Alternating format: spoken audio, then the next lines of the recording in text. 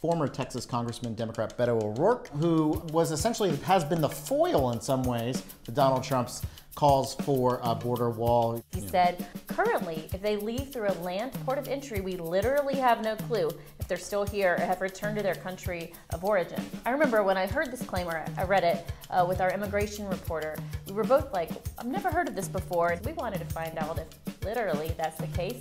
And experts told us pretty much